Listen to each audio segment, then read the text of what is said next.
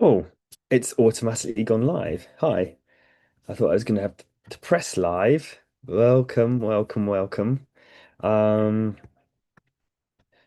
Hi. It's Rory Lemonade here, and welcome to a YouTube Beat Impossibility NeuroCreative Leadership Reflections moment around courage and essentially.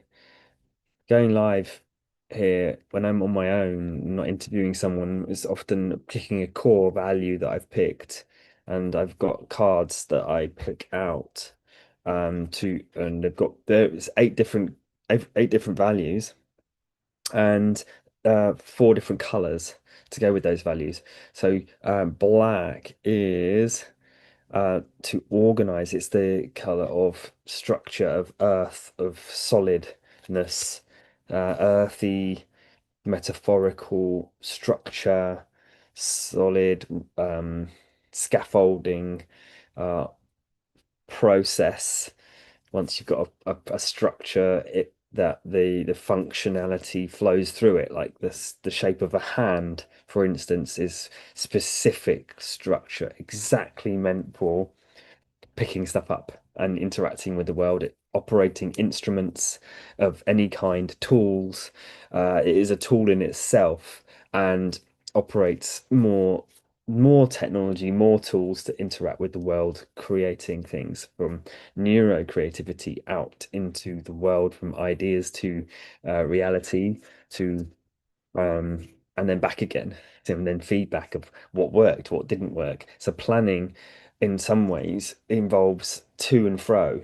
So the toing and froing um, uh, of I have an idea, I'm going to throw it out there, give it out, and get then the feedback comes physically, but then also language wise, what landed for someone else. If it's important to find out whether it's landing for something like a business, that's the idea of marketing. Marketing is there as a guide to connect to two entities. One is the service provider, one is the service user, and so that idea of to and fro feedback.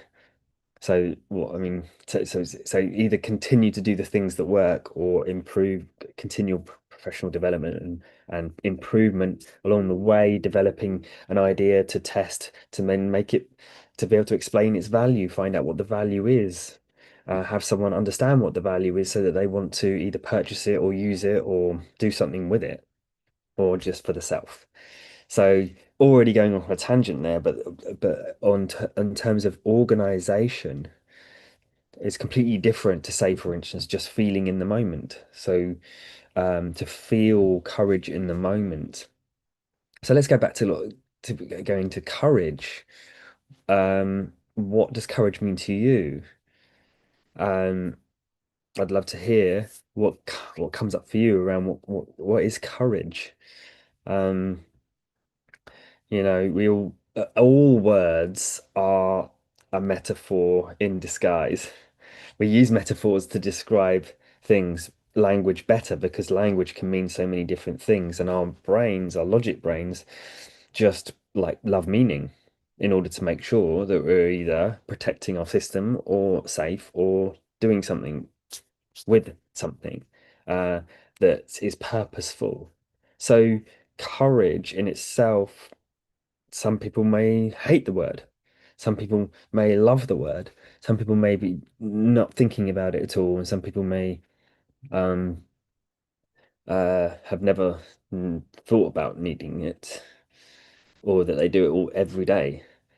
Um, I found myself putting myself in situations so much of my life because I'm not necessarily someone that I need experience. I need hands-on or in the moment experience to reference. I go out to places and I go and do things, find out stuff to test the waters, and then come back and then I can be a guide or be someone that has done something from my experience that can help others with that process. That's what I love doing. It's my passion and my purpose. So for me, courage is comes natural, and yet it's not. It in itself. It's always going somewhere where there's unfamiliarity or uncertainty, and there's a sense of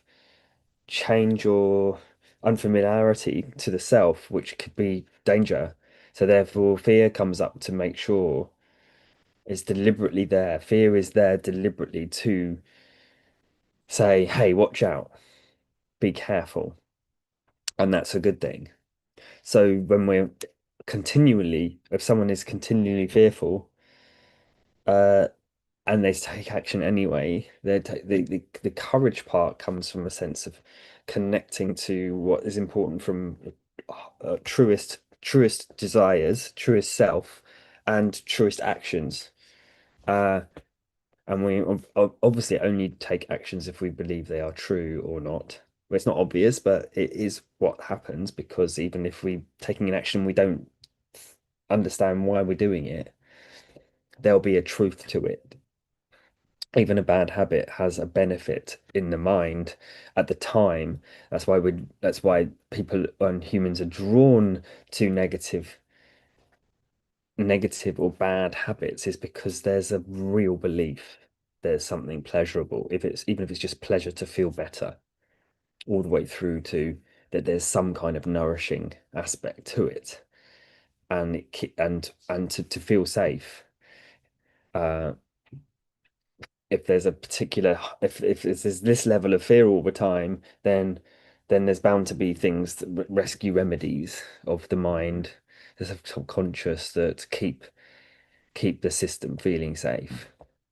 So what level of safety is there or not there, and what type of what is it? It's the courage from the heart of what being being true to self to take actions to create something that is wanted in the world or the self or for others.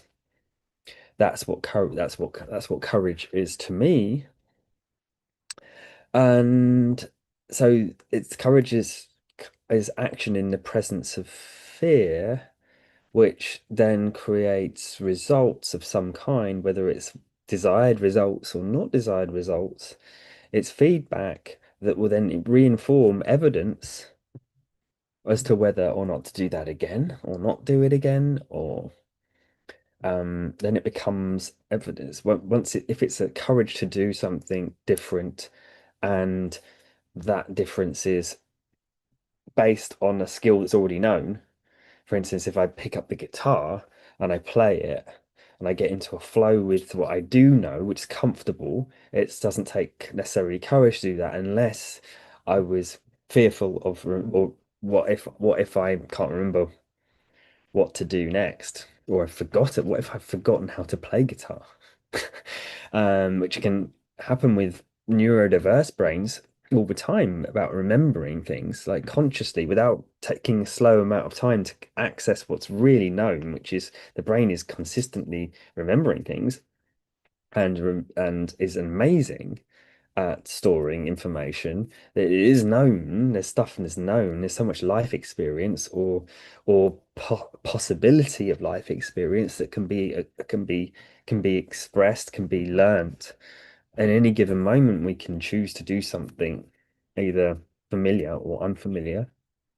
And and so that picking the guitar up, for me, the courage bit would be to take it to another level, take it to a different level. It doesn't have to be what's perceived as higher or more improved, but just even staying challenged enough helps. The challenge puts psychological and physical strain on nerves, muscles, joints. If it's a physical, if it's psychological, it's there to challenge, which then sends energy to that area to repair it and grow it. So the healing process is always there. Um, Rebuilding what is already being repeated. So what's being repeated? So I've said a lot there, but the courage is like it's not whether someone has courage or not. It's an active process in everything we do, from getting up in the morning to remembering to repeat but so many neurodiverse people find it difficult to potentially do the normal things regularly and remember to do them, and but they can do outstanding or extraordinary things and remember to do those well and repeat them uh, really easily, which can be put on a pedestal over all society. Oh, look at them, they can do all these amazing things. Um, but but generalized self-care or um, environmental care or relationship care, all these different things that we can care about. It, care comes from, again, protection and heart. What's true, what's truly needs to be cared about. So always caring is important to then go from care to courage to take the action for that care. So is it and then we're moving into why it's important to plan things, because what's working now, what's not working now, what can be made better can all be done in smaller steps, so that the right amount of courage for the right amount of challenge. I say right, it's like appropriate amount of challenge, amount of courage to the challenge, the right amount of caring, because over caring can be freezing, can get get procrastination from caring too much about something. You don't actually take action on it. Perfectionism. Um, all these interesting concepts of what is self-sabotage or sabotage in general, uh, whether it's conscious or not conscious, getting present to it. Reflective practice. The reflective practice is the planning, the organization, the skill of what actions get to be taken that will change the habits. It's always back down to habits, but the values, remembering the values in the moment completely removes the sabotage. If I think of courage and what I want from making something happen that takes courage to do, the more I see the value in the value of it, but in the value of the action, then I'm more likely mentally charging and getting emotionally convicted to making that happen. Then the action just happens. I'll wake up and go, it makes sense to do this now. Now's the time. The deliberation time before the action is can either be spent worrying about it or not, in fear or not. So I encourage anyone that is overthinking or scattered or struggling with any sabotaging, perfectionism, procrastination, scatter, all this stuff, is that the actions will be taken when they need to be taken. So can it be just spent time planning for that and then not thinking about it the rest of the time until till it's the right moment? Because even if we're feeling worried about something we want to do, um, maybe repeating that is gonna, for the first time, like standing on stage and talking, the courage to press the live button for me is just there, but there's no emotional charge to it anymore. I can just press it. I haven't even got a script to it. I just went, okay, planning courage. I'm going to press go because that's what I'm dedicated to. That's what I've been dedicated for years to practice, because I didn't have a space or knew how to, like, people are talking between each other um in social situations, that level of chatter, and then my brain is interested in it. It wants to listen. I'm a listener when I'm with people, so I don't have the time and the space to think about what I want to say in those moments. So when people are talking, it's all new ideas or old ideas. That's why I love coaching, because I'm able to listen and retort back to and from, and be able to actually do something with what I know, which is, as soon as people ask me for help or want to know something and they realize that I can help, we exponentially raise each other. It explodes, because I've spent time learning so much stuff: health, leadership, mental fitness, um, science of healing, science of flow state, science of productivity, from general science through to applying it to neurodivergent traits and personality types and all these different really cool things that are really cool, but only if someone's willing to ask for the help or if they even know that they need it. And so just even opening up these spaces for conversations for me to talk about these topics that have meant so much that I can not drink and can go out to social events and take cards and have deep, meaningful conversations, remind myself of values and not and notice the sabotage that comes in, the thoughts, the doubt, and going, oh, that's great. That's a great feeling to have because then I'm human and that feeling drives change because it's there to go, watch out. I don't want the other thing, the old pattern to happen, which is, not having old habits reoccur is change in itself. But just doing that all the time is not, and being coming back to neutral is not making things better. So wherever someone's at on a scale of really struggling to just neutral to making real things happen is a sliding scale of skill, just like picking up your guitar and wanting to learn to play a whole hour's worth of songs from scratch. That can be done that could be done in a year. If someone wanted to do that, I can, help with the project. That's what I love to do. So what's that big project? Let's get into courage around what you really want because there's only today. Um, there's only today to make things happen. It's not the same as thinking I'll just do it. I'll just do this thing later. Yes, there's priorities, but what are those real priorities? Can some of those things just actually be stopped? Because so much more it happens instantly than we realize. I've said a lot. Let us know what you get from this. Any highlights, any comments, any realizations, any additions, anything that's coming up. When you get an insight, just stick it down, write it down, even if it's just for yourself or in the comments. When you share it, it shares the algorithms. It helps other people to find this stuff if they may need it. Neurodivergent, um, or neurodiverse, or just heart-centered business founders we get to shift the world one little step at a time through providing services and projects that inspire people to mental stability, mental agility, mental flexibility, mental um, health and fitness, and all these are wonderful things that inspire that. Because once we're managing our minds better as humans and appreciating projects that actually help inspire others, it's a ripple effect of inclusivity, diversity, and sustainability. So thanks for watching. I hope you've enjoyed this. Let us know what you get from it, and be in touch. But share what you get from it.